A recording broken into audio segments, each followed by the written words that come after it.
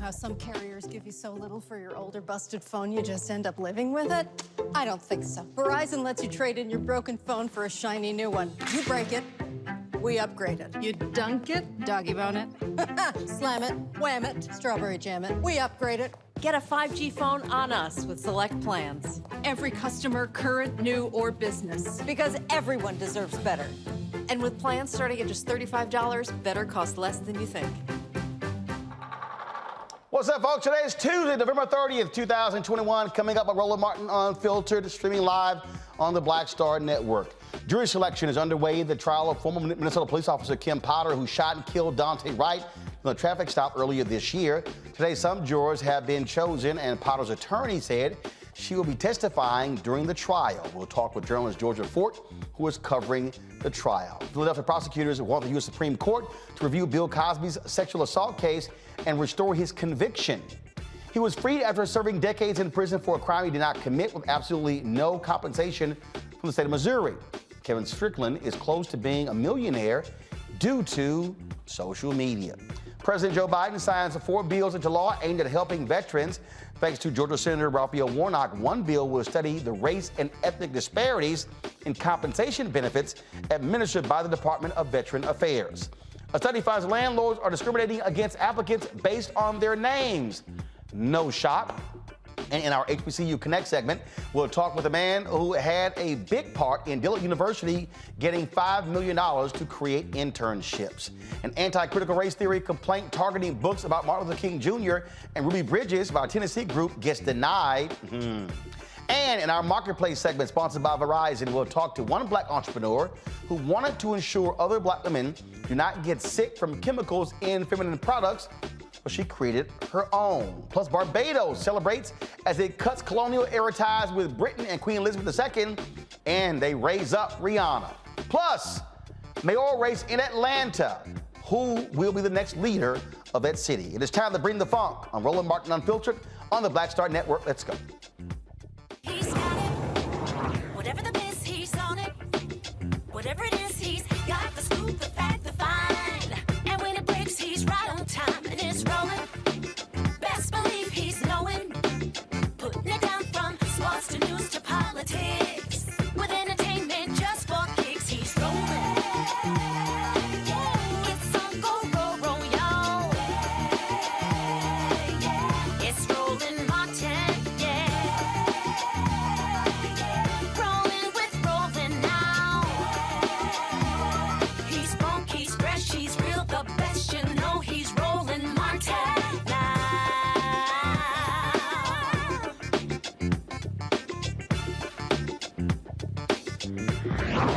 Martin. All right, folks, President Joe Biden has signed 4 bills into law aimed at supporting U.S. veterans. Advocates and members of Congress joined Biden, who signed the bills at the White House. The first bill, enacted by Georgia Senator Raphael Warnock, addresses VA benefits and the issue of race equity. President Biden says the benefits delivered should not be different based on race because the scars of war do not discriminate. The bill I will sign requires the Government Accounting Office to assess whether there are disparities associated with race and ethnicity when it comes to VA benefits and disability ratings. The weapons of war and the nature of injuries they inflict don't differentiate based on race, and the type of disabilities our veterans carry with them don't differentiate based on race. So the claims approved and the benefits delivered should not differentiate either. We've heard from veterans of color who, upon returning home from their service, are treated differently from white veterans. This bill will help us understand how this happened, keep better records, expose the facts to the light of day, and allow us to do the necessary work of making sure that all of our nation veterans, all of them, are treated with equal dignity and equal equality throughout their entire time, with the consideration being no different based on race. And I want to thank and congratulate Senator Warnock, who's here in the room, who has been a moral leader in the U.S. Senate since he got here, and leading on this issue, as well as Representative Takano, who has done a yeoman's work in the House. Now, the second bill supports veteran maternity care at VA and non-VA facilities, and the third helps healthcare veterans get jobs after their service. The last bill is aimed at helping veteran survivors' families with in-state tuition eligibility. In a written statement, Senator Warnock said this is a win for veterans across the nation. Quote, as a voice for Georgia in the U.S. Senate, I'm committed to making sure Washington is keeping its promise to our veterans. Given the VA is one of our nation's largest healthcare providers, I'm proud my legislation to study disparities in care at the VA passed Congress with bipartisan support and has now been made law. This law pushes us one step closer to fully understanding the VA's standard of care so we can identify and address the systemic challenges facing some of our veterans and ensure that all of our veterans are receiving the equal and just care they earn in courageous service to our country. Joining me now, Mustafa Santiago Ali, former senior advisor for environmental justice at the EPA, Amisha Cross, political analyst, Democratic strategist. Amisha, this is the thing that, so this was amazing to me. When you have these folks like John McWhorter, who writes these bullshit books, woke racism, and idiots like Candace Owens, and I can go on and on and on. They're like, oh no, we don't see race. You still see it. You still see how race plays a role in disparities, even when it comes to the VA department and benefits. Absolutely. And whether individuals like Candace Owens and others who are in that trickle down of racist Republicans like to tout around not seeing race, we know that it is embedded in a lot of our policies across this country, and it's embedded in a lot of previously held federal legislation as well, and sometimes currently led federal legislation. What we saw in these VA benefits has been something that Black veterans organizations, particularly the Black Veterans Project, has been arguing against for quite some time now. Where those disparities lie, where disparities in the GI Bill lie, where disparities that have existed for so long. We have to think about this. Black people have fought in every single military excursion that the United States has ever had, period, yet have not enjoyed the benefits that white soldiers have coming back home. And I think that we have to be very strategic when we talk about it, because many people who look like us have fought and died in these wars, or fought and came back with serious injury from these wars, and have never been able to fully reap any of the benefits associated with, one, being taken care of healthcare-wise, but also being able to receive the funding and the benefits associated with their service. So I think that this is a very huge deal. It's even bigger that Senator Raphael Warnock was one of the main thought pieces behind the framework of the legislation, and also there at the signing, because Georgia as a state has sent some of the largest amounts of Black individuals to serve in the military for generations now. So I think that it makes a really, really important historical note that Georgia was so heavily represented, but also that it has finally become acknowledged by the nation, the unjust behavior as it relates to Black people who have served so valiantly and have always protected this democracy, even though they weren't necessarily receiving any of those benefits back home. And Mustafa, we could talk about the Veterans Affairs. We could talk about farmers in the Department of Agriculture. We can go on and on and on. The reality is we're still dealing with race disparities in America. Systemic racism still lives inside of policy. We've been able to begin to unpack it and dismantle it in a number of different ways. The actions today by the president and Senator Warnock are helping us to move forward.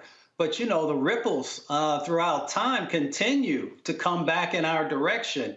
Housing, healthcare, education that had been denied to veterans who went and gave their all to protect our country. My family has been veterans since World War I, and I've heard the stories time and time again. My stepfather got shot in Vietnam, and they tried to deny his benefits. He was poisoned by Agent Orange and still had to fight along with a whole lot of other soldiers to actually begin to get the resources and to get the help that he needed and so many others. So, we often say that we honor our veterans, but when it comes to Black and brown veterans, that hasn't always been the case. So I'm glad that we're making steps forward, but we still got a long way to go. All right, folks, hold tight 1 second, going to a break. We come back, we're going to talk about a $5 million gift that Dillard University has received as a result of HBCU fight in Maryland. We'll discuss that next also. And we'll talk about the Atlanta mayoral race. The runoff is today. Felicia Moore, Andre Dickens, who is going to be the next mayor of Atlanta. We'll break that down and cover lots of other news as well. You're watching Roland Martin Unfiltered right here on the Black Star Network.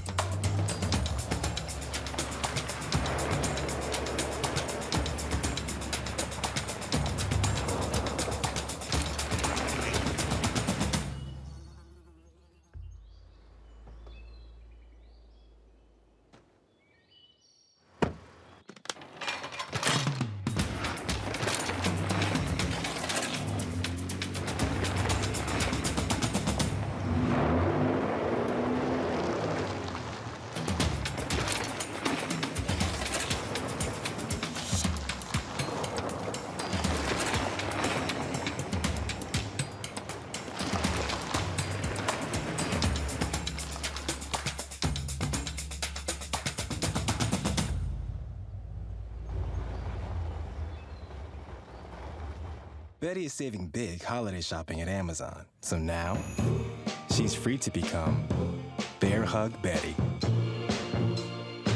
Settle in, kids. You'll be there a while. Ooh, where you going?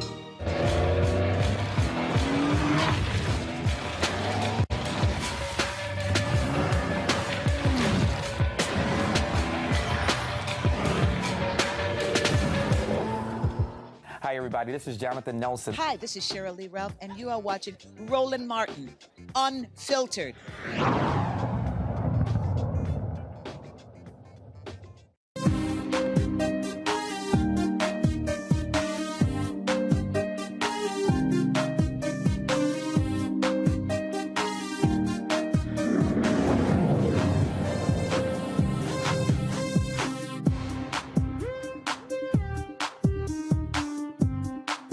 Dillard University just got a $5 million donation from an unexpected donor. The New Orleans-based HBCU will use the money to create civil rights and public interest internships for students. Joining me to discuss the donation is the Dillard University Board of Trustees Chair, Michael Jones. Michael, glad to have you here. It's interesting that the donation is a result of another HBCU fight for funding. That's exactly right. Hey, Roland, how are you? Good seeing you again. Indeed. So tell us about this. Well, as you know, I was been lead counsel for the Coalition for Equity and Excellence in Maryland for the past decade. You know, and my law firm has Kirkland and Ellis LLP has been working on the case on a pro bono basis for, you know, well over a decade. As you know, we reached a monumental settlement of $577 million earlier this year. A part of that settlement entitled Kirkland under the Civil Rights statute to statutory fees of $12.5 million. And because we were handling the case on a pro bono basis, our policy is to donate our fees in cases like this. And so we came up with a strategy of donating it all to either HBCUs or advocacy organizations for HBCUs. And the largest gift went to Dillard University in New Orleans, whose board I chair. So that's the story of the $5 million to Dillard. And the thing is, look, I mean, this was a story that I covered extensively, what was happening in Maryland, and y'all were victorious, but it was a long fought battle to get that money allocated by the state of Maryland to the 4 HBCUs. That's exactly right. I think the last time I saw you, Roland, was in Annapolis at a rally in the winter of 2019, where the Speaker of the House, Adrienne Jones, and the full caucus was there, and she publicly announced that she was in favor of settling the case on the terms that we had proposed. I mean, this came about because, you know, we really were having no luck with the executive branch, with the governor, and that was true of the, I'd like to stop. That was also true of the prior executive, the governor O'Malley. And so we decided to just take the fight directly to the legislature, and that's how we end up winning after all of those years.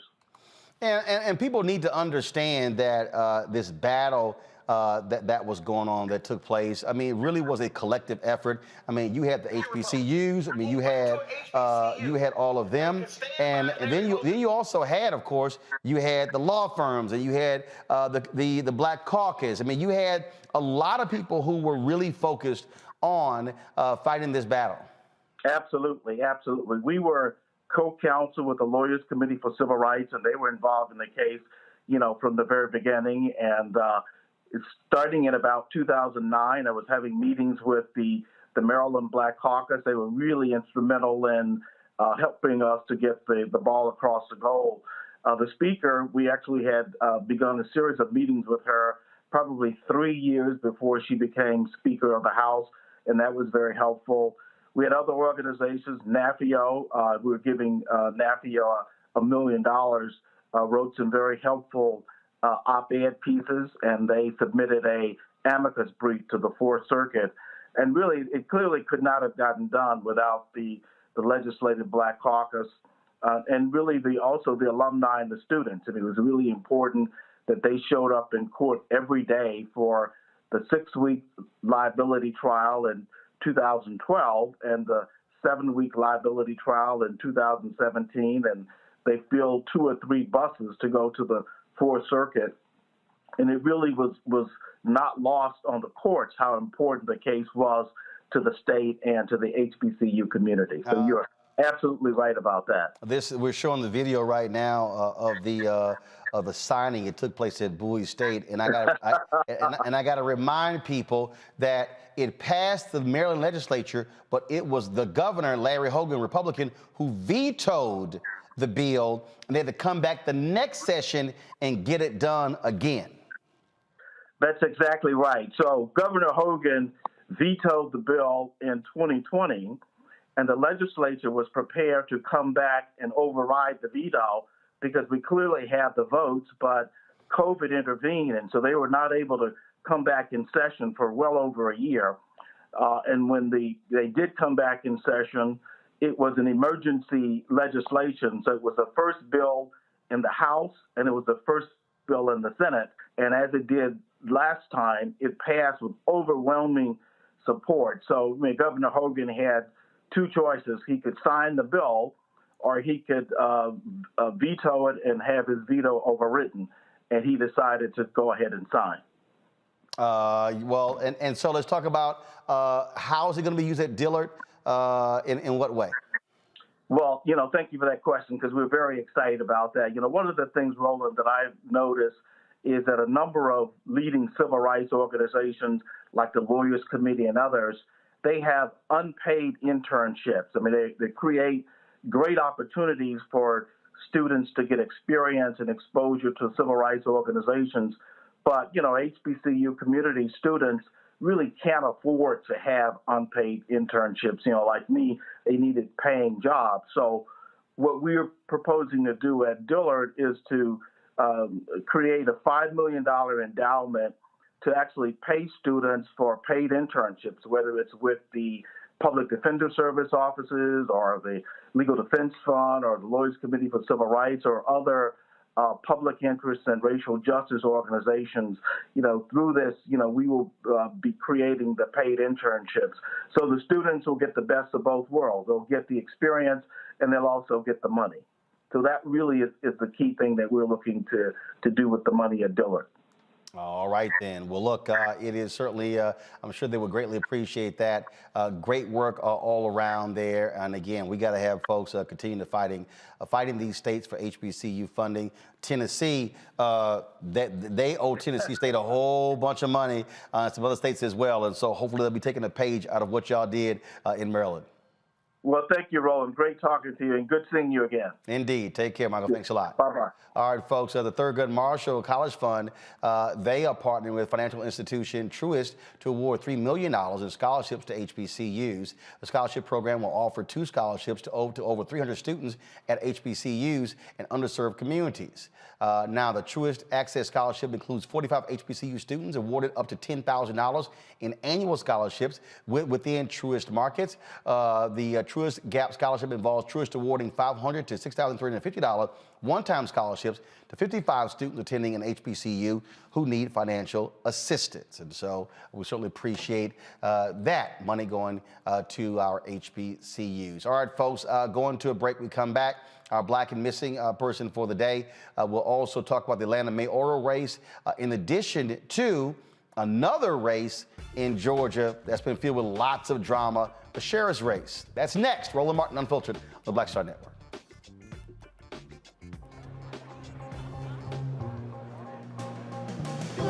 Are the stars out tonight?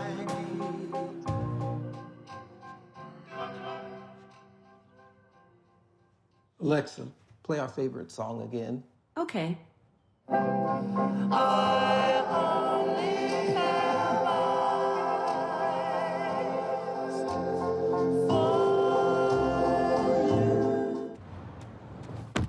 Oh, that spin class was brutal. Well, you can try using the Buick's massaging seat. Oh, yeah, that's nice. Can I use Apple CarPlay to put some music on? Sure, it's wireless. Pick something we all like. Okay, hold on. What's your Buick's Wi-Fi password? Buick Envision 2021. Oh, you should pick something stronger. That's really predictable. That's a really tight spot. Don't worry, I used to hate parallel parking. Me too. Hey. Really outdid yourself. Yes, we did. The all-new Buick Envision, an SUV built around you, all of you. Once upon a time, there lived a princess with really long hair who was waiting for a prince to come save her. But really, who has time for that? Let's go. Feeling myself. I'm feeling She ordered herself a ladder with Prime one-day delivery, and she was out of there. I want some hood girls looking back at it and a good girl in my tax bracket. Now, her hairdressing empire is killing it. And the prince, well, who cares? Prime changes everything. Hello, everyone. It's Kiara Sheard. Hey, I'm Taj. I'm Coco. And I'm Lily. And we're SWV. What's up, y'all? It's Ryan Destiny, and you're watching Roland Martin Unfiltered.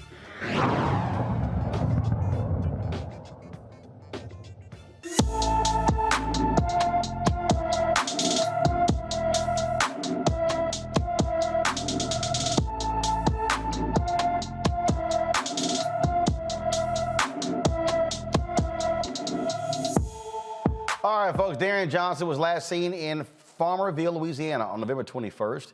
The 27-year-old is 6 feet tall and weighs 315 pounds. Darian has black hair, brown eyes with a tattoo of his grandmother's face on his right arm. If you have any information on Darian Johnson's whereabouts, contact the Union Parish, Louisiana Sheriff's Office at 318-368-3124, 318-368-3124.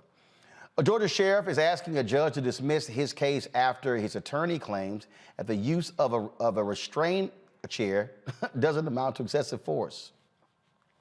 Okay, constantly drama-filled Sheriff Victor Hill is charged with violating detainees' civil rights in the Clayton County Jail by using restraint chairs on 4 inmates and ordering employees to use excessive force. However, a federal prosecutor says Hill displayed clear use of excessive force against people in his agency's custody when he ordered them to be held in a restraint chair without justification. See, this is one of the things that when we talk about law enforcement here. He's black, but that don't mean you still can't abuse your power. And Hill has had constant legal issues back. It's constant drama surrounding that sheriff's office, Mustafa. Yeah, Sheriff Hill has caught a lot of cases. He just never got convicted. And you would think he would have more empathy for folks. It's interesting. Folks know when they've got folks handcuffed and then, eventually placing people in cells or whatever, that they don't have to continue to do these other types of behaviors where they put folks in these restrained chairs, which are very inhumane. And there are a number of studies that have come out talking about the lack of utility in utilizing those, but yet folks still do it. And we all understand that it is about a power dynamic, and trying to let folks know that that you have no rights in this situation, which is unfair and untrue.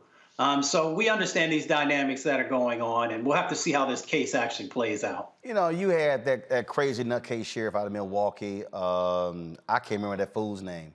He was a fake-ass cowboy, always wearing the big old hats, and how he ran his jail. And bottom line is this here, treat folks with decency and respect. It's simple as that. You don't have to abuse people. Amisha? No, absolutely. And I think that it's important that we highlight that this isn't only happening between white officers and blacks who just happen to be incarcerated or blacks who are being arrested. It's also happening with black officers against their own. There is a particular strategy and a particular ideology amongst those who happen to be in law enforcement that they can treat people who they deem as guilty of something any possible way that they can, and that it doesn't really matter.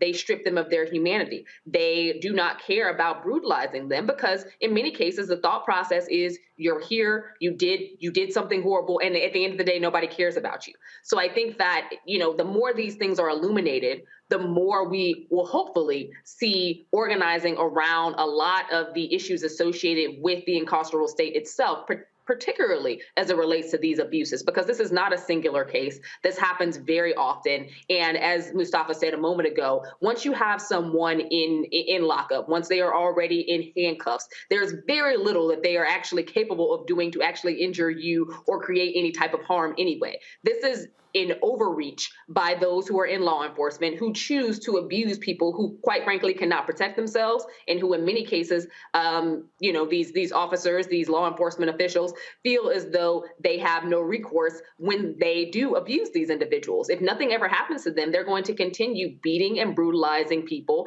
and totally violating their civil and human rights. Well, if you want to see something that's absolutely nonsensical and stupid, check this story out. Jamarcus Glover. Might not remember the name. He was the guy Louisville cops were after the night they killed Breonna Taylor. Want to see what's crazy? She's dead. Go to my computer. He just got sentenced to 5 years probation. 5 years. So all of that, okay, no knock warrant, all that sort of stuff. And so here's what this says here. On Tuesday, Jefferson Circuit Judge Mitch Perry sentenced Jamarcus Glover to 5 years of probation, calling the sentence very generous. The sentence was part of the plea deal for Glover that did not include jail time. Glover was the target of the raid the night Taylor was killed. He's gonna go back to Mississippi, where he's from, home incarceration for 120 days, or until he moves back home to Mississippi. Again, the judge called it very generous. And so, what the hell does that say, Amisha? That you have this whole brouhaha leads to the death of a woman, the shooting, the officers firing, and the guy you were after ends up getting 5 years probation. So I wasn't even aware of that story until you just highlighted it.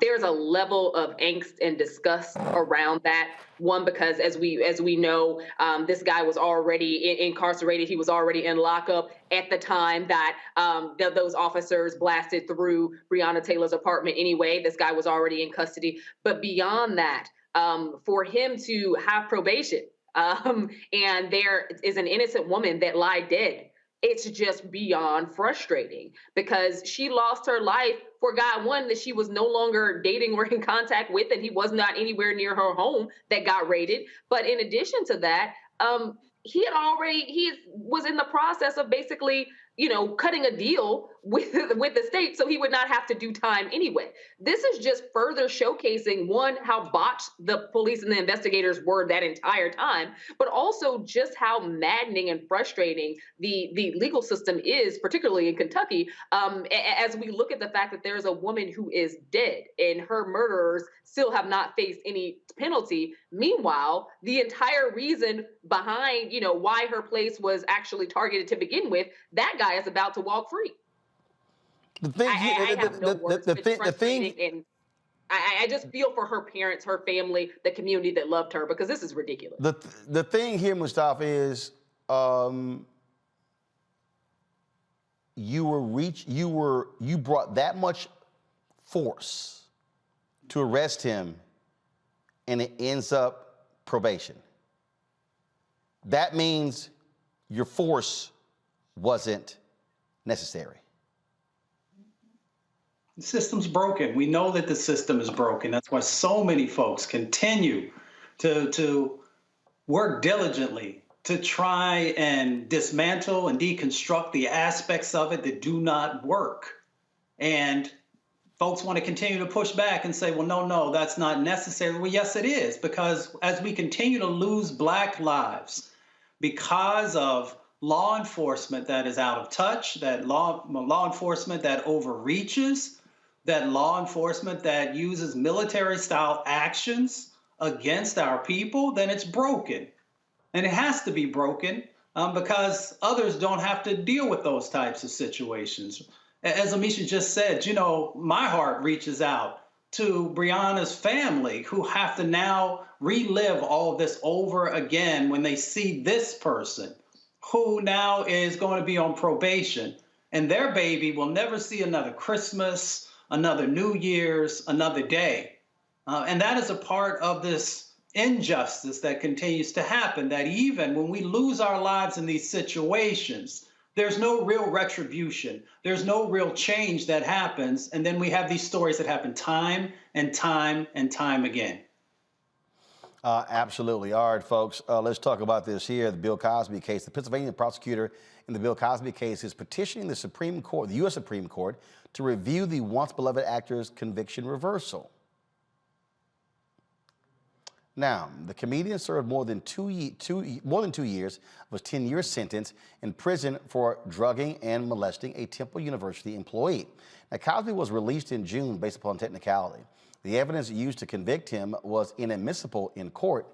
Now, the thing here is that if you look at this story here, they go to the U.S. Supreme Court. Now, remember, his conviction was, Misha, was thrown out by the state Supreme Court.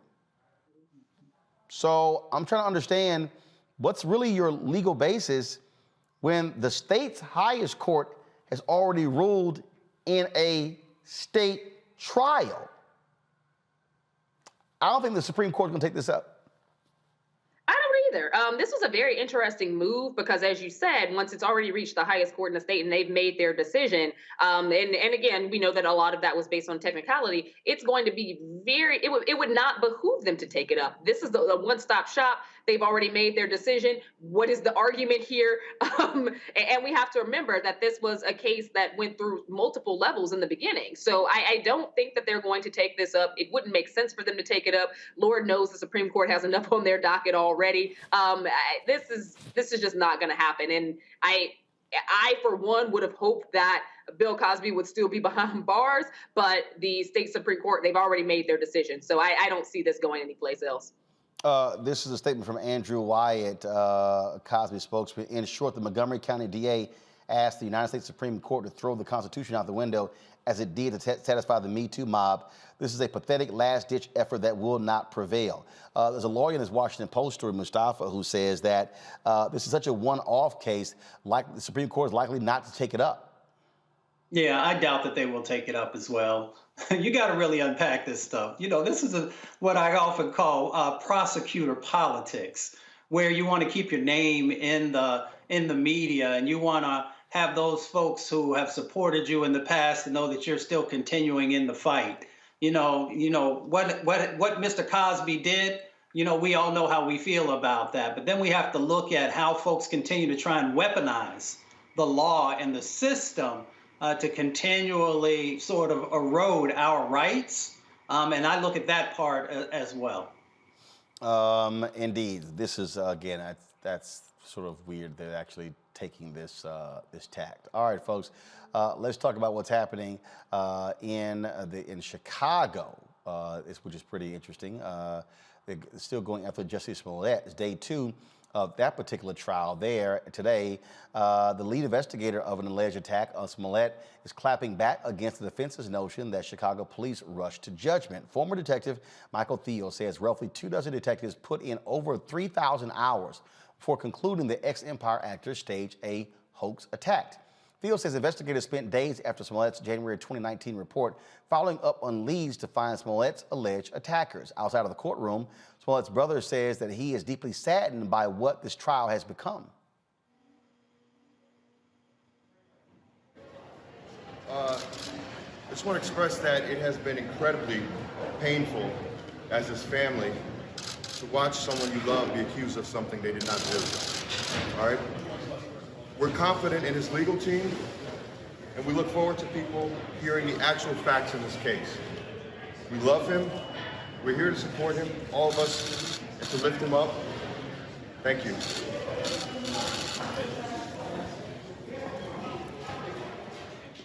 Mustafa, this is actually a misdemeanor. Is it really that major of a deal?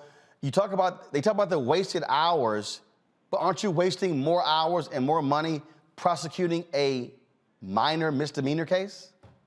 And that's exactly it. If it hadn't been Jussie, if he hadn't been, one of the largest stars on TV at the time, you wouldn't have seen this same level of resources and continual action, both from prosecutors and from the police, and trying to be able to find, some type of injustice. With all here's the thing, Roland, let me just slow down for a second. With all the crime, serious crime, murders, all the drugs, the rapes, all these other types of things that are out there, that folks never solve these crimes. They never put the resources that are necessary, especially when it comes to Black folks, but yet you're going to focus your attention and significant resources on these misdemeanors. Makes you have to ask the question, why? I think I'm pretty clear on the reason that they're doing these types of things.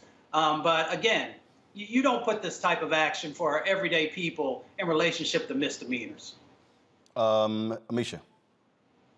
I agree with what was just said. I think that, as a native Chicagoan, knowing that Jussie Smollett's story from the beginning sounded like a big fat lie, I was frustrated with the fact that there were 26 officers investigating this, that there was over 3,000 man hours put towards this, acknowledging the fact that as a Southsider, when somebody goes missing or when somebody dies or when somebody is raped in my community, none of that happens. We don't see that level of action being put towards actual legitimate crimes. So I was frustrated that CPD went out of its way, just because there was a celebrity behind this guy's name, to actually chase and investigate a story that sounded like hogwash from jump.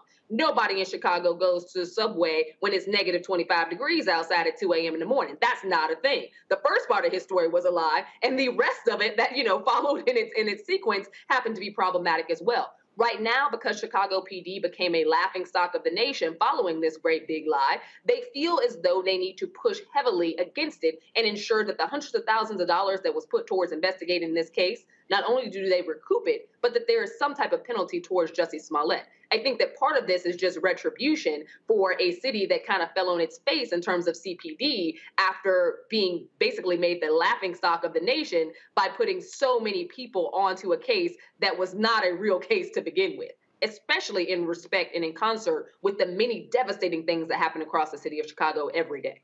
Absolutely. All right, folks, got to go to a break. We come back, we'll talk with Georgia Fort about the Kim Potter trial happening in Minnesota. You're watching Roland Martin Unfiltered on the Black Star Network. Download the app on every one of your devices: Apple phone, Android phone, Apple TV, Android TV, Roku, Amazon Fire Stick, Xbox, and Samsung as well. Our goal is to have 50,000 downloads by December 31st. We've got, yes, a whole month to get it done. Let's make it happen. Also support us by joining our Bring the Funk fan club. Every dollar you give goes to support this show. Cash App, $RM Unfiltered. PayPal, R Martin Unfiltered. Venmo is RM Unfiltered. Zelle is Roland at RolandSMartin.com. Roland at RolandMartinUnfiltered.com. I'll be right back.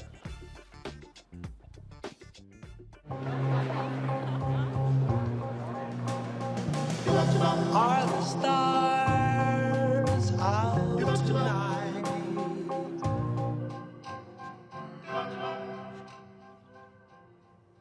Alexa, play our favorite song again. Okay.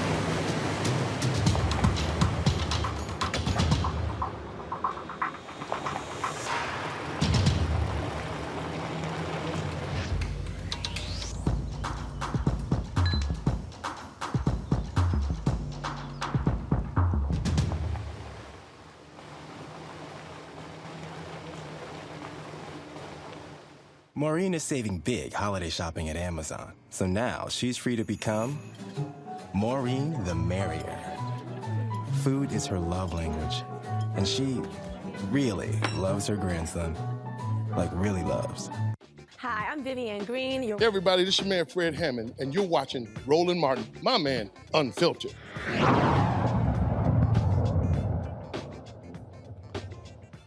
Jury selection process has begun in the trial of the former officer accused of killing Daunte Wright. Kim Potter faces first and second degree manslaughter charges for the shooting. Today, the judge overseeing the case went through the selection pool and spoke with 10 potential jurors. Potter is expected to testify. Georgia Fort was in the courtroom today. She now joins us live. Hey, Georgia. Hey, Roland, how are you? Doing great. Tell us what happened. Well, walk us through it.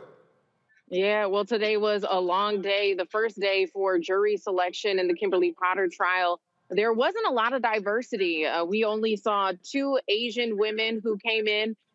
They were both dismissed. There was another Black juror who was questioned. However, he said that his wife had cancer and she had previously been on a ventilator in the last 6 months. And so he was really concerned about her health had he have been selected. And so they let him go. Right now, there's been about 3 or 4 people confirmed so far to serve on the jury. But even coming out, I'm outside of the courthouse right now. There was a protest that was happening. A lot of community leaders out here, and white supremacists drove through the protest, a very traumatic moment for individuals who are out here. And so individuals right now are wrapping things up and preparing to go home. So drove through the protesters? Yes, that's right. Get stopped by the cops? Was there any sort of law enforcement reaction? Not that I know of. I was actually, because I was in the courtroom, I was on my way out. I've seen cell phone footage. I've seen a photographer of mine, Ben Garvin. He captured it. So we're working right now to try to get that footage out across our platforms. But from my understanding, there was no law enforcement present. However, protesters did capture his license plate number. So I do believe that they're going to be turning that over to authorities and hoping to hold that individual accountable, given if that vehicle is even registered to that individual. Well, and so obviously there was so much attention on the case of George Floyd last year. Give us a sense of the people gathered outside, how many. Obviously, this does not have the same intensity as a George Floyd trial. Yeah, no, that's right. I would say that there were about over 100 individuals gathered outside of the courthouse today. I did see the Wright family inside of the courtroom. They weren't there the entire time. They came in briefly during the morning proceedings and then briefly in the afternoon. I actually rode down in the elevator with Katie Wright and Abby Wright, the father and mother of Daunte Wright. I asked them how they felt like things went today, and they said it was very nerve-wracking. All right, then. Georgia Fort, we certainly appreciate it. Thanks a lot. And keep us up to date on what's happened with this trial throughout. Will do. All right, folks. A study confirms housing discrimination against renters and homeowners of color at more significant rates than any other group. A study by the National Bureau of Economic Research done in 50 large cities in the U.S. found rental companies responded to applicants with white-sounding names 60% of the time compared to African Americans at 54%, Latinos at 57%. This leads to segregated neighborhoods even in diverse cities. Now, black renters face the highest rates of discrimination in Chicago, no shock, Louisville, Los Angeles. Latinos battle housing discrimination in Louisville, Houston, and Providence, Rhode Island. The pandemic led to more companies offering remote work, shifting from big cities to small towns. This move increased rental prices nationwide. Some cities with the highest increase in prices of one-bedroom apartments: New York City, Birmingham, and St. Petersburg, Florida. Now, I interviewed an author a couple of months ago, Amisha, about housing discrimination from the broker side. Going back to what we discussed earlier with the VA. All the people who are saying, oh no, y'all just keep making up this systemic racism stuff. So why are black sounding names lower than Latino and white? Absolutely. And it's really, really frustrating and something that is pervasive throughout many cities. Chicago being one of the top ones, again, being a native there and having a name that could not be mistaken for anything other than black. I incurred, housing discrimination when it came to renting in my own city.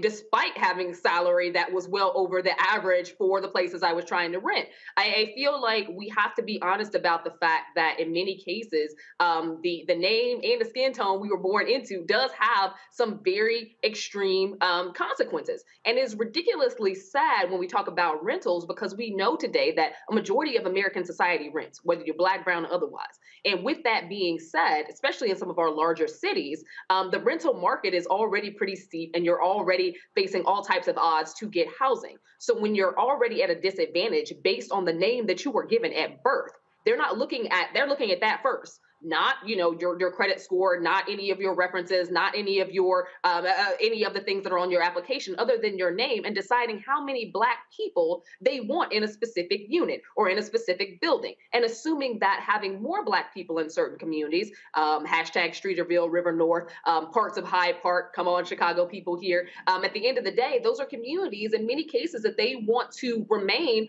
with as little diversity as possible, especially when it comes to black people, because the assumption is you move in more black people, then you move in a certain type of culture, and they do not want that associated with their building, because for them it makes it less marketable to the prized white people. So we have to be very real about the thought process that goes into this discrimination, but also being certain that it is being pushed out, because time after time we've seen it elevated in cities across this country, and building owners act like there's nothing they can do about it or that they don't see it. The reasons why we have almost all white buildings across many cities isn't for lack of black people trying to get in, it's because they're being denied. And again, Mustafa, for the people, oh, y'all just keep making this stuff up and making it out to be bigger than it is. I don't hear all of the people, the content of your character, all the people who love quoting out the king, but they don't want to deal with the realities of life. I mean, look, race is still a fundamental issue in this country, whether these white folks want to admit it or not. Yeah, and we live with the outcomes of that. You got to understand the game. And those who discriminate, they understand the game.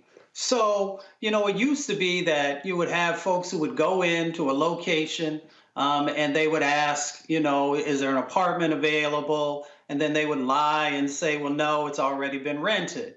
They understood that you could then catch a case on housing discrimination if you had that type of a scenario play out. So now they just don't even respond back to you so that they can get out of it. I'm one who believes that we also have to make sure that folks understand what the penalties are, and those penalties need to continue to increase.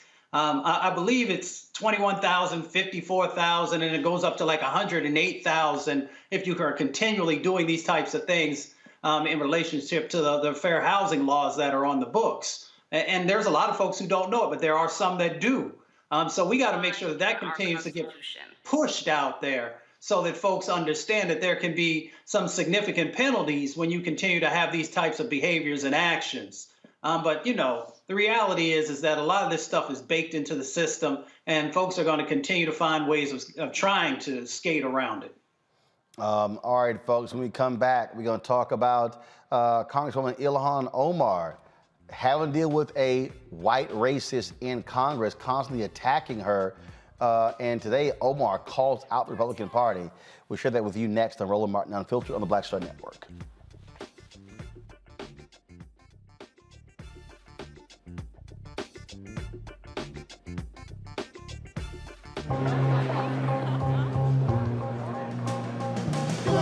Are the stars out tonight?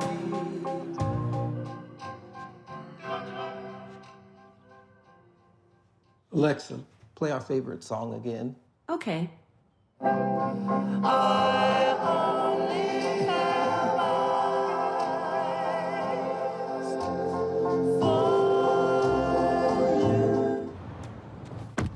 Oh, that spin class was brutal. Well, you can try using the Buick's massaging seat. Ooh, yeah, that's nice.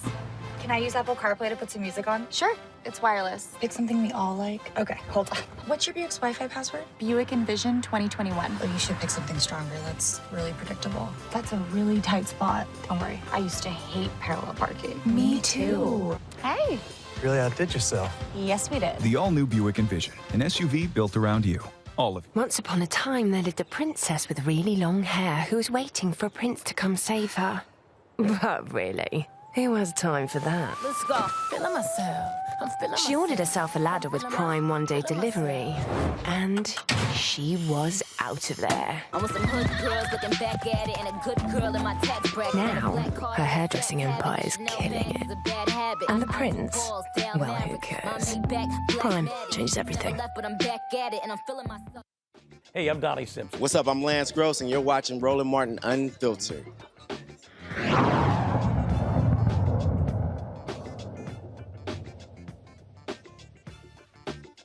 All right, folks. Congressman Boo Boo out of Colorado, Boo Boo the Fool, Lauren Boebert, whatever the hell her name is, she has been constantly attacking Congresswoman Ilhan Omar. Now, videos have come out showing Boebert. She was actually at an event where she talked about how she confronted Ilhan Omar in an elevator. She put her eyes down and talked about how she didn't have a backpack, called her a jihadist terrorist, and then when she demanded, she apologized. They had a phone call, and then Boebert continued her bullshit. They said that Omar needs to apologize to her.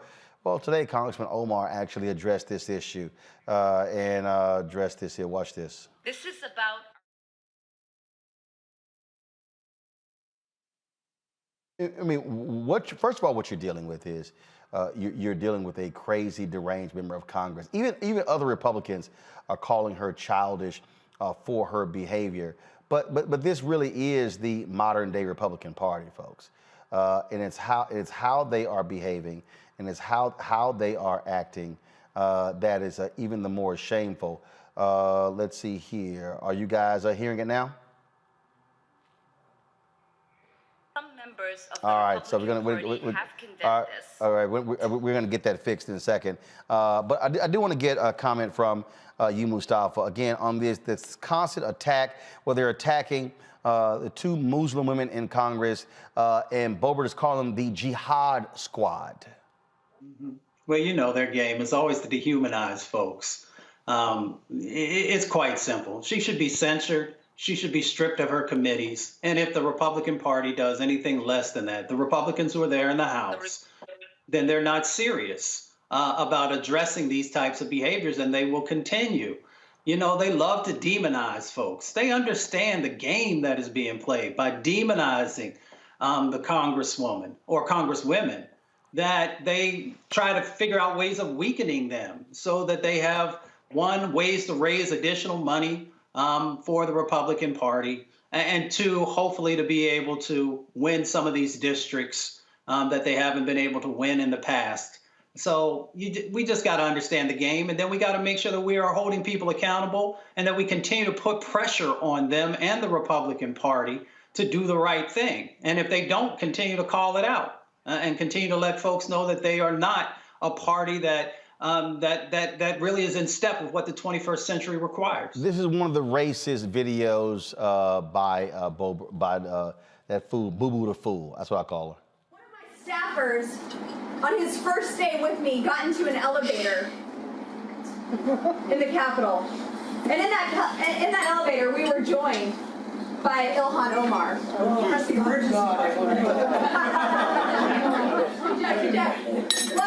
it was just us three in there, and I looked over and I said, well, look at there, it's the Jihad Squad.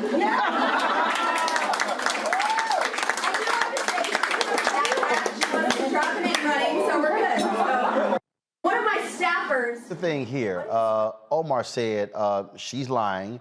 That actually didn't happen, and she's making it up, which she is prone to do. And so this is Omar today speaking in Congress. I'm going to play you a voicemail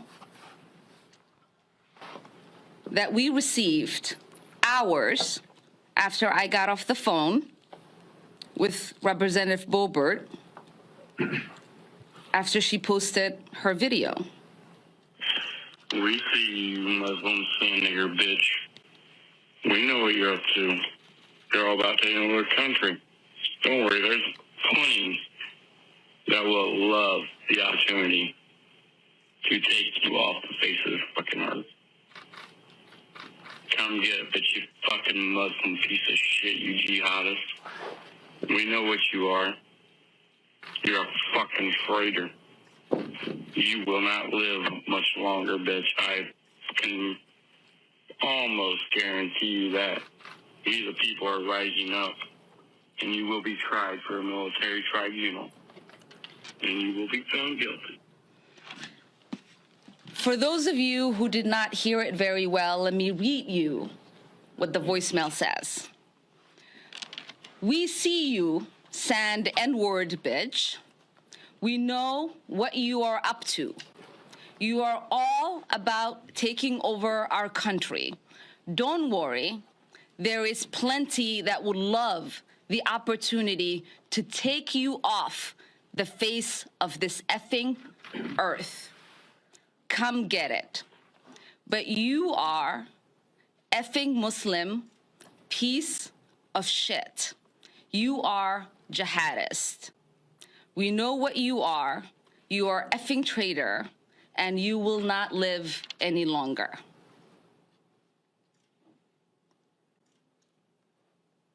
Condemning this should not be a partisan issue.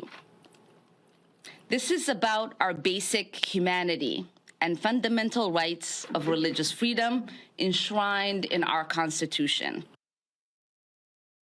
Amisha, the Republican Party won't do a damn thing because they cultivate and embrace these racists.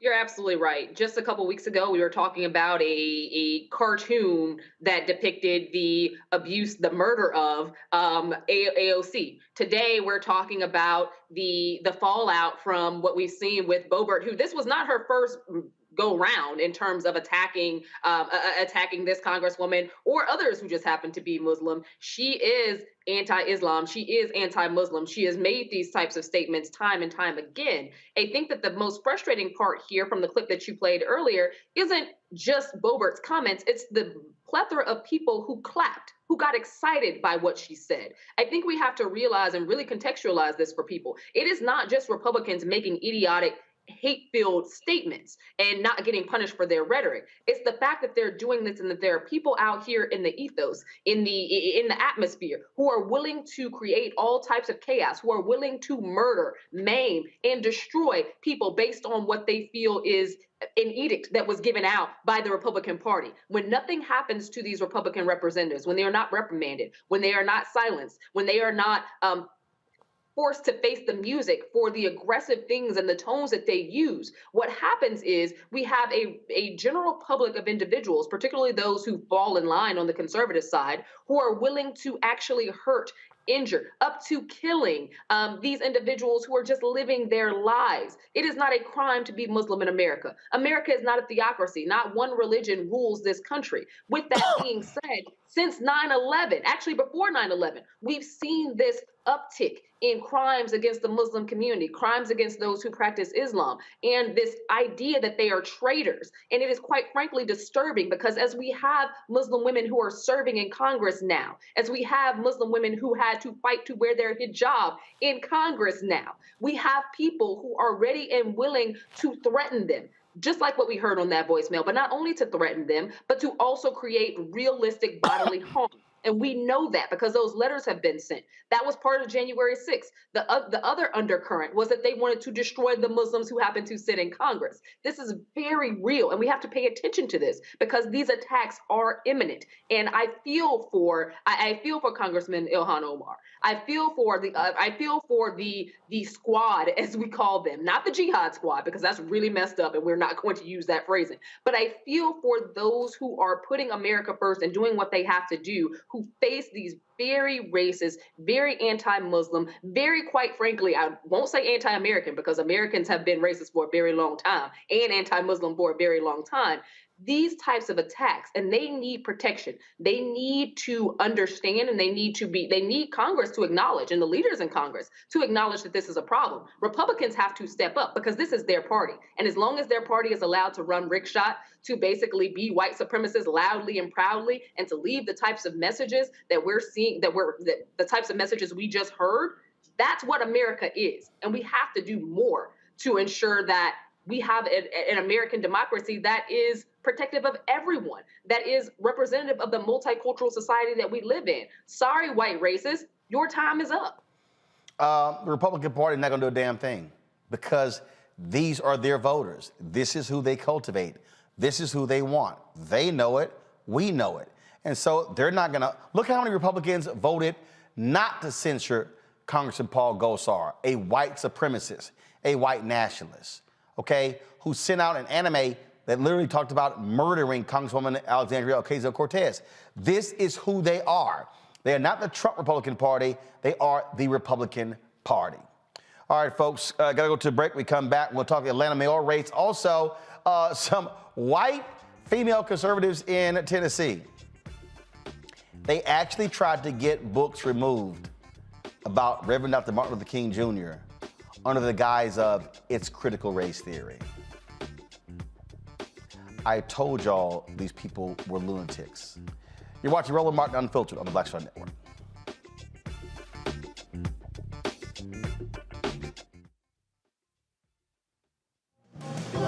Are the stars out tonight?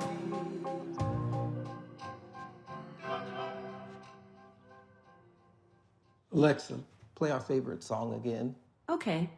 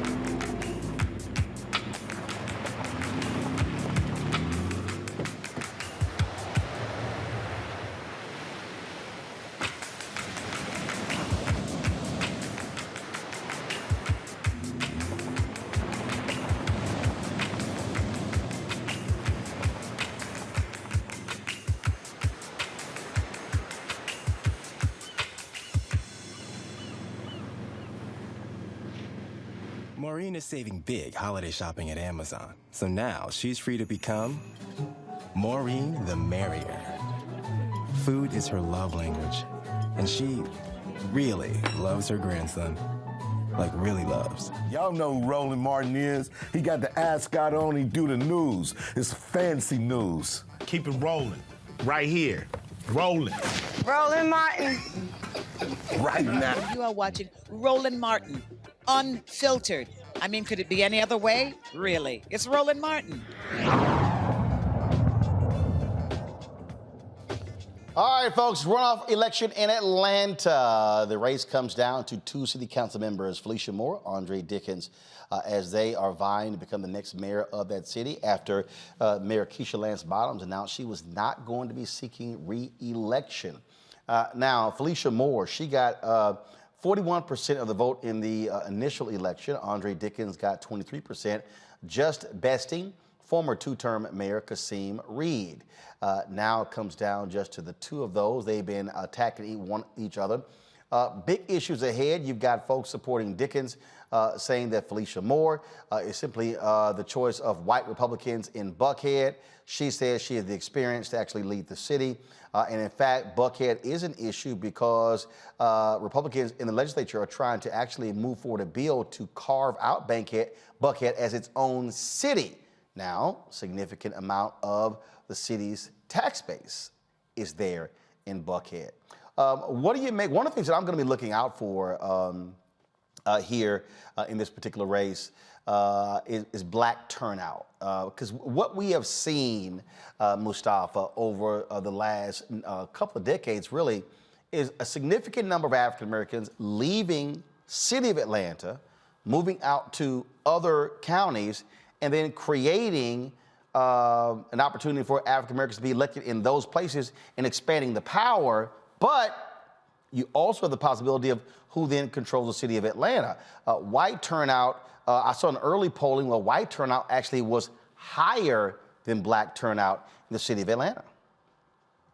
Well, you gotta do the work that we often talk about. That means that you gotta be spending significant times on the South Side and the West Side with the folks and making sure that you're understanding what they are asking for and also helping them to understand how you're going to make change happen. We understand that Atlanta is a powerful point in the South and especially in Georgia as folks are trying to move forward to make sure that we're holding on to those Senate seats and a number of others who are coming out of that particular city. They're going to play a big role both on the national and the state level. So you got to spend time with everyday folks. Atlanta's like a second home to me as much time as I've spent there. And, there is an opportunity for the next mayor to actually be very transformational. They say now Atlanta is the Hollywood of the South. That's one economic driver. Of course, there are a number of others that are there. So, there's a lot of opportunity, but that opportunity has to actually go back to everyday people. And these candidates, are going to have to spend time in those locations that are often overlooked. The Buckhead issue is very dominant, Amisha. This is a story from the Atlanta Journal-Constitution, folks. With nearly 90,000 residents, Buckhead City would take nearly 20% of Atlanta's population and become the 10th largest city in Georgia, according to an Atlanta Journal-Constitution analysis using 2019 population and demographic estimates from the U.S. Census Bureau. But it would remove about 40% of the assessed value of the city of Atlanta's property off the books. Buckhead would be 74% white, just 11% black, 8% would be Asian, 5% Latino. Buckhead is the crown jewel economically when it comes to Atlanta, and I don't think that there's any way around that. I like that how you open this portion of the segment specifically talking about the outward migration of Black people, because today a lot of Black folks who say they live in Atlanta actually live in the suburbs of Atlanta. Some of those suburbs are really close, but that makes them not eligible to vote in Atlanta elections anymore. It just is what it is. We're seeing the turnout specifically around Buckhead and white people in general. Part of that, I would argue, is typical when it comes to a post-runoff election. A lot of people came out in the previous election, and now we have another one just a few weeks later. And as you probably know, in Georgia and Atlanta specifically, there have been several elections that have been continual over the past month and a half. So I think that there's a certain thing about election fatigue that is happening right now. But in addition to that, to Mustafa's point a moment ago, you really have to talk to the folks. At the end of the day, we have two very different candidates running. One who's appealing more to a younger generation of individuals, one who is recognizing that white voters are going to be voters who are going to make or break her campaign, and she's directly appealing and having those conversations with them. In fact, many of them being conservative and having ideals that drastically differ from those blacks on the south and the west sides of the city. So we're going to see this basically fall on racial lines, I believe. Turnout is going to be huge. It's a huge factor in this race. It's a huge factor in every race. But honestly, if those touch points have not been made in the Black community with everyday individuals, then it's going to be really, really difficult, I think, for a lot of the issues associated with Blacks in Atlanta that they want to see addressed to actually come to fruition by the next mayor. And again, a lot of it's going to depend on how these candidates actually made it make sense for their Black voters. And if you watched any of the commercials, any of the ads that were put across social media, the people who were speaking for Andre, the people who were speaking for his opponent, largely were individuals who don't come from the city of Atlanta, who live in the suburbs. So I'm like, it's going to be very interesting to see if those voices actually moved Atlanta residents. Well, and that's going to be one of the issues there. And one of the things, Mustafa, I was on a Clubhouse chat before starting the show, that also has to happen, and that is engaging people to understand civics 101. There are a lot of disaffected young voters, people who don't understand politics and how it actually works and how neighborhoods work. And I've been saying this across the country. We have got to get back to the basics of understanding civics. How do we change our neighborhoods? And realize that you're not going to have some savior at City Hall. You have to have people who are in neighborhoods. You got to have Black organizations who are using their infrastructure, Divine Nine members, Links, other groups, Eastern Star, Freemasons, sending people, Prince Hall Masons, sending people down to the city council meeting, the school board meeting, the county commissioners meeting, actively engage in order to save our communities. Without a doubt. You know, when you look at the gentrification that has happened in Atlanta, you know, you used to be able to buy a house for $70,000, $80,000, $120,000. And now when we talk about all these folks who are in the suburbs, it's not because folks wanted to leave Atlanta. Many people got pushed out of Atlanta. And some of that is because we didn't understand the plans that were coming.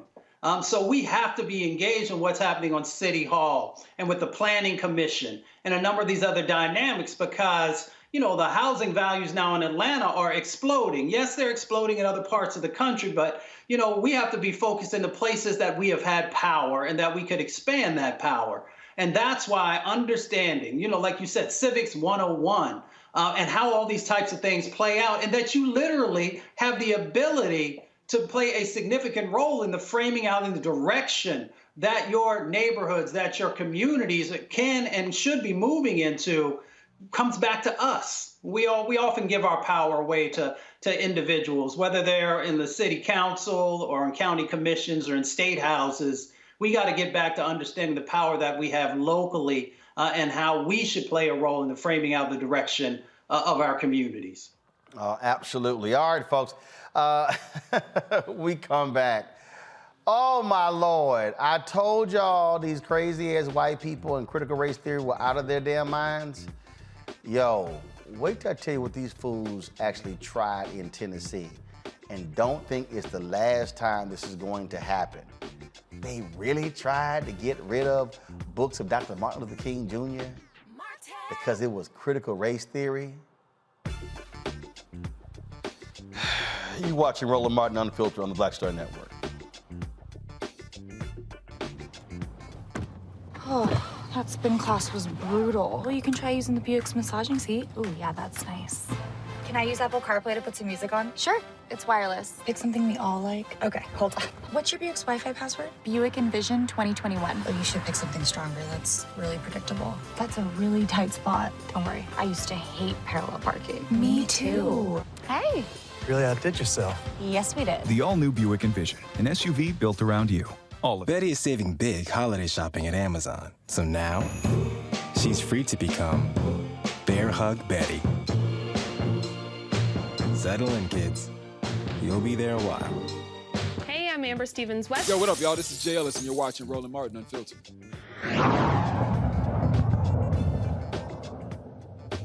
No charcoal grills are allowed.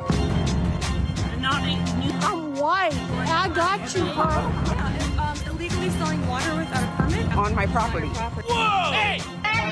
Give us your ID. You don't live here. I'm uncomfortable.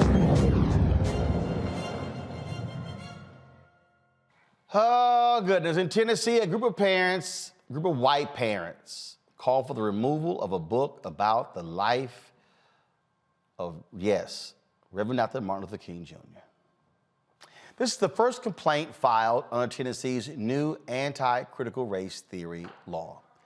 In an 11-page complaint filed by conservative parents group Moms for Liberty, the group claims that the book Martin Luther King Jr. and the March on Washington was among a set of lessons promoting anti-American rhetoric. However, the state's Department of Education declined to investigate the book because the lessons took place last year. Not that they're stupid, but they don't actually apply this year when the law was passed. Amisha, people have to understand, and this is precisely when, at Fool Christopher Rufo and all them people who sit and talk about anti-critical race theory, the issue was not critical race theory, which is only taught in law schools and not taught anywhere else. They want to label anything black. They want to label anything dealing with race, anything dealing with equity, anything dealing with diversity as anti-critical race theory. That is their aim. Absolutely. And I think that we have to talk about this over and over and over again. Critical race theory was never the goal for Republicans. It was never the goal for conservatives. It was never the goal for this new wave of education reform. What they want to do is eradicate any knowledge of American history that is inclusive to the struggle, the fight for civil rights, as well as a lot of the atrocities that white Americans have embedded upon or encroached upon people of color, be it whether they're Black, Latino, Native American, or otherwise. They are trying to strip and be able to only tell the history they want to tell of the shining white guy hero, reiterated over and over again throughout American history. They don't want to talk about the Trail of Tears. They don't want to talk about the Civil Rights Movement. They don't want to include books that speak on the atrocities of slavery, the injustices that followed Reconstruction, the Civil Rights Movement in and of itself, of the lynchings, both in my granddaddy and great-granddaddy's day, but also happening in modern day America. These are things that they want to strip from the books because they don't want a next generation of young people to learn about them. They don't want to have any bit of heritage actually represented for people of color in those books. And let's be real, Roland, very little of our story was actually included in the history books to begin with, long before this critical race theory argument was ever even thrown out. But this isn't about CRT. The argument has always been white people trying to design books and literature based on their view of what America is. And their view of what America is does not include cultural representation of us. It does not include the pathway that we have walked throughout this country and the many atrocities that have been bestowed upon us, as well as, in all honesty, some of the things that we have done that have helped to benefit this country as Black people. Those things we're fighting to have remain in textbooks as well.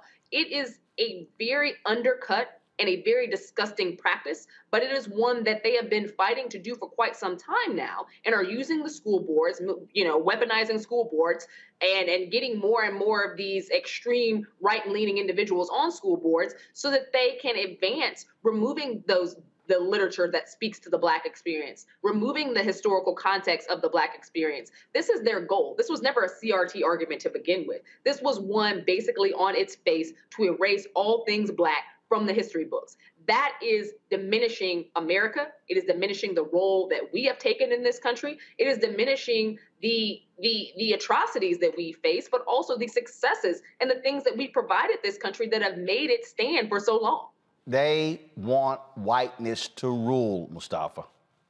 Of course. This is about politics, power, and money.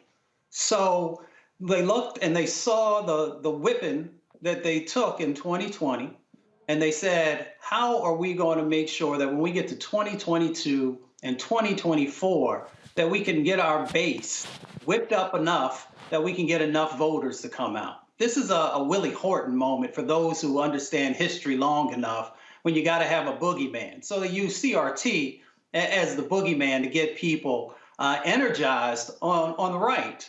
And if you don't call that out, then you're not really thinking through this whole process. The other part of it is, as Amisha said, it is about the whitewashing of history. Because if you can do that, then you don't have to address all these egregious sets of actions that still continue to happen in policy and that happened before, and then that's tied to resources. So people want to be able to control the resources, and they want to make sure that there's not investment in the areas that have been disinvested in, because when you reinvest or finally have investments in those areas, people begin to have more free time.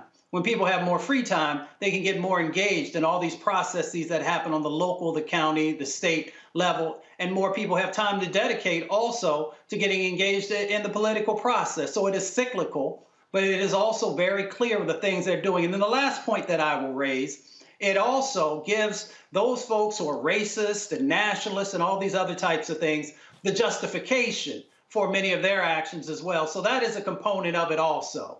So it is all those things coming together and how they're trying to utilize CRT to justify their sets of actions.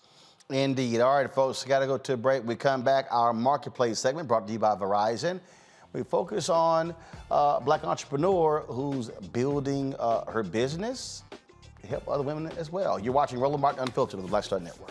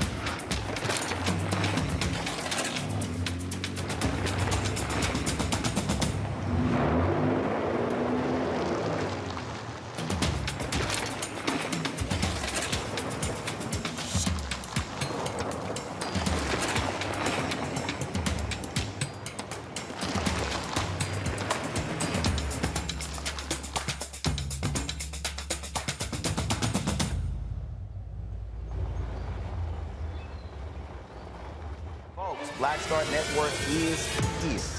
Hold no punches. I'm real revolutionary right now. Support this man, Black Media. He makes sure that our stories are told.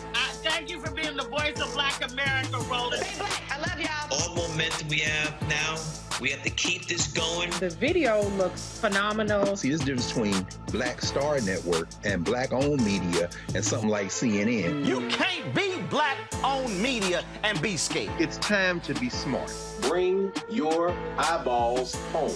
You dig?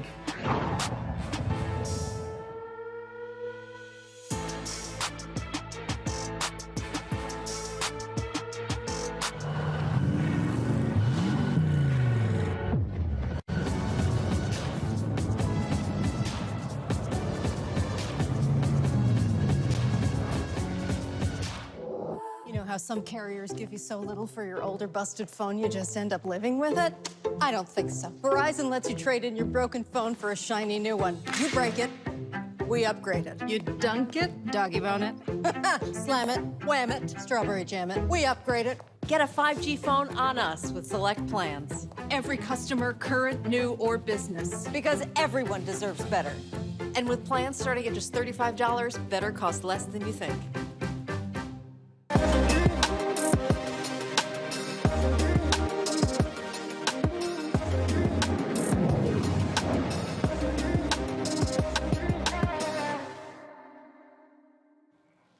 Family is a black woman-owned company fighting to end menstrual inequality and provide organic and eco-friendly menstruation products.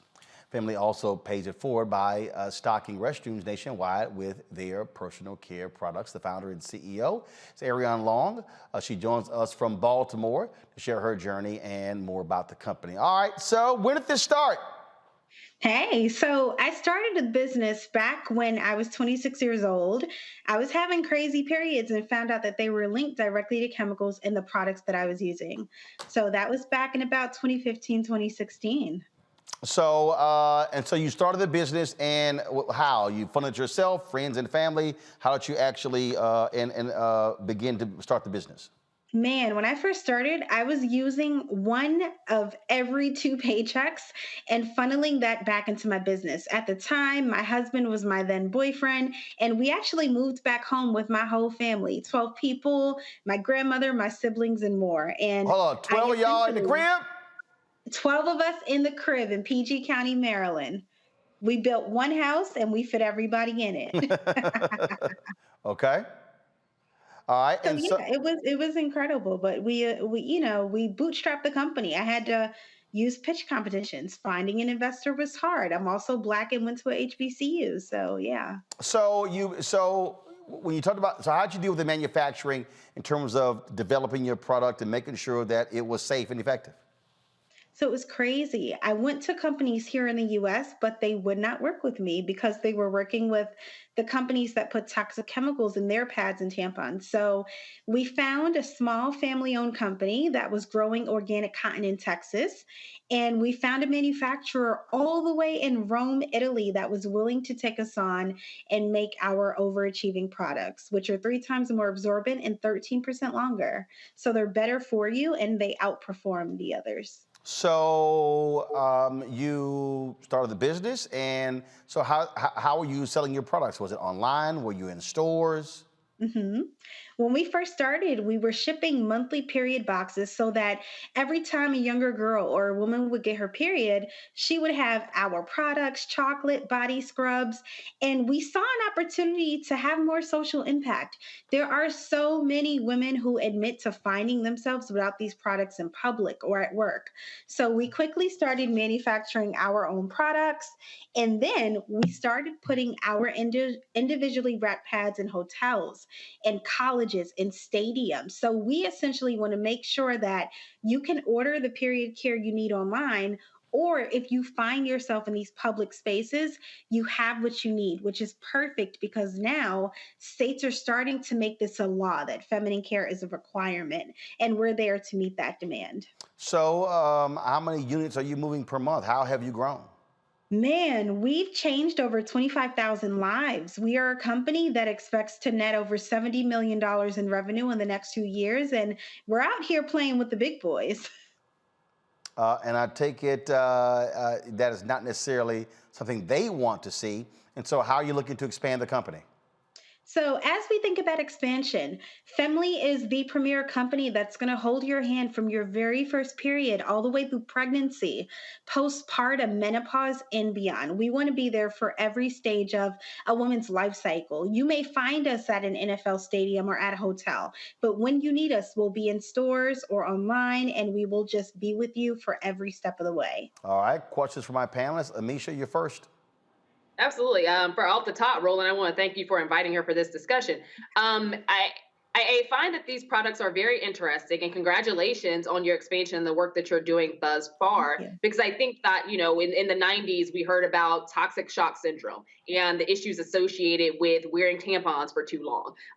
Right now, there's an elevation of period poverty, not only as it relates to those who are incarcerated who just don't have access to pads or tampons regularly, but also people who live in poverty, who are outside of the penal system, who cannot afford regular pad and tampon access. So acknowledging the fact that you're doing that work, but also looking at this more environmentally friendly, but also friendly to the body type of substance for an issue that women are going to have. Like, there's no way around having your period.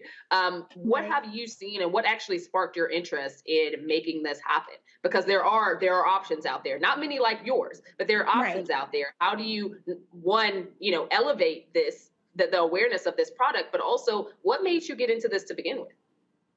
So I had this tumor that was linked to chemicals found in very popular products, and I did some digging and I found out that the FDA didn't require transparency of ingredients. They didn't require companies to disclose what was inside of them.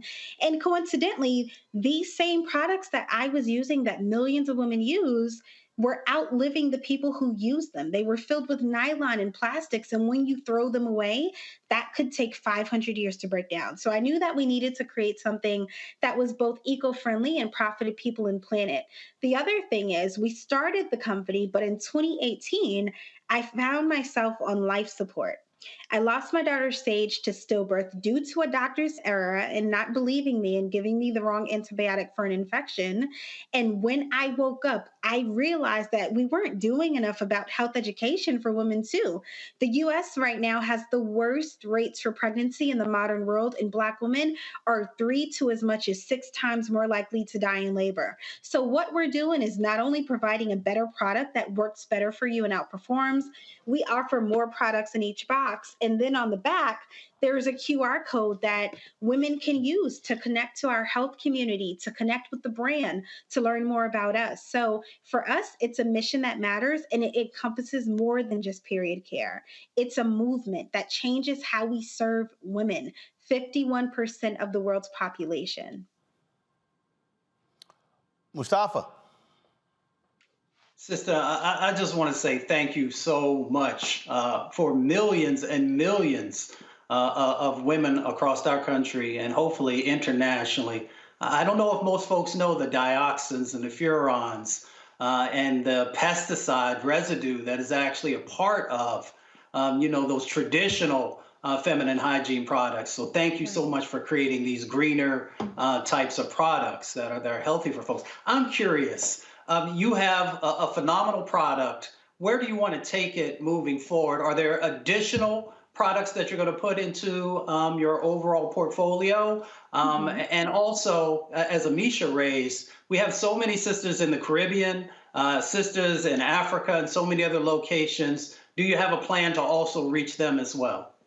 Absolutely. So when we started with a global mindset, and we're already shipping across the world, not just the United States. And as we think about expansion to better meet the needs of women, we've already designed additional products such as tampons and period panties and more that are dropping in a few weeks that sustainably meet the needs of women during their life cycles and more, that address period pain, that address some of their pregnancy symptoms and more, all holistically. So, the future is bright for us, and we believe that we can become the company that meets your needs wherever you are. Whether you're at work and you get your period and you might not have a pad on you, or you're rolling through Target, hopefully, and other stores like Whole Foods and more, or you're simply cruising online and want to sign up for yourself or your daughter for a period subscription to get it delivered every month on time, every time. We want to be wherever the women who need us are, and at every step, we want to have that impact and education and support them with wellness. All right, then. Ariane Long, CEO of Femly. We appreciate it. What's the website? Thanks, Roland. The website is femly.com. That is FEMLY.com. And you guys can use code wellness for 10% off your next Femly purchase. Thanks for having me, Roland. So it's femly.com, not femlybox.com. You can use either or, Femlybox or Femly. Okay. Yep. All right, then. We appreciate it. Thanks a lot. All right, bye. All right, then, Amisha and Mustafa, thank you so very much for joining us on today's panel. Certainly appreciate it. Folks, that's it for me. And in fact, y'all not going to see me for a couple of weeks. Time for some R&R. I'm headed out of town. Much needed rest and relaxation. Well, a little bit. I got a board meeting for 3 days in Hawaii, but the other 9 days I will be chilling, yes, playing golf. And so Amisha's going to be holding it down. Ray Baker, Monique Presley, they'll all be hosting the show. And so y'all still tune in. Please watch. Brother can't work all the time. Got to have some rest. And so looking forward to that. Don't forget this Saturday is, first of all, it's Alpha Founders Day, December 4th. Mustafa knows that well. And so I'm rocking the Alpha gear. And so y'all, of course, always support my frat. And also on Saturday, go to nabj.org if you want to see the virtual ceremony of the Hall of Fame and the special honors being presented. Of course, I'm being inducted into the NABJ Hall of Fame on Saturday, so we certainly appreciate of that and looking forward to that as well. And so, yes, I'll be participating and watching from Maui. Looking forward to that. All right, y'all, please support what we do. Our goal is to, again, really build up Black Star Network. We want to reach 50,000 downloads by the end of December. And so I want you to pass the word, please, and share it far and wide. We want you to, of course, you can download on all platforms. Folks, as you can see. And that's an Apple phone, Android TV, Apple TV, Roku, Amazon Fire TV, Xbox, Smart, Samsung Smart TV as well. And also, folks, don't forget, you can also support our Bring the Funk fan club. Every dollar you give goes to support the show, our travels around the country. As we're reporting the news, we certainly appreciate that. Cash App is $RM Unfiltered. PayPal is R Martin Unfiltered. Venmo is RM Unfiltered. Zelle is RolandSMartin.com. Roland at RolandMartinUnfiltered.com. And we're almost done with our office. I cannot wait. We're going to debut it on December 20th. On December 20th, I come back, y'all, December 13th, but we got to go to Atlanta because we're covering the Celebration Bowl, which pits the SWAC and the MEAC champions. Looking forward to that. Man, I cannot wait to show y'all. I'm looking at our new set. We gotta load up one more art piece on here, but I can't wait for y'all to see it because it's absolutely phenomenal. And so what we've done here in the office space, and so I'm really looking forward to that. And so December 20th, mark it down. You're going to get the first look at our new Roland Martin Unfiltered Black Star Network offices here right on Black Lives Matter Plaza in the nation's capital, Washington, D.C. Again, thank you so very much for supporting us. Folks, you can still watch my Roland with Roland interview with Johnny Gill. Is still on the Black Star Network app. Next Monday, Richard Lawson. You watch actor Richard Lawson as he talks about not only being married to the mother of Beyonce, Tina as well. Plus, he talks about the devastating airplane crash where he almost lost his life years ago, and how he was initially hating on being on the soap opera, how later it was one of the smartest things for him. So, my interview with actor Richard Lawson debuts Monday on the Black Star Network app. Folks, that's it. I'll see y'all when I'm back. Rested, tanned, you know I'm playing golf every single day. Y'all have a good one. Take care. Holla! Come back. How'd I do it? Come back. We're not done. My mama's birthday is today. Her 74th birthday. Shout out to my mom, Imelda Martin. Today's her birthday. I got to get that in. And so today's my mom's birthday. And so, yes, I got to give her a call and the show's over so she gets a shout out. All right, now we can go. Holla!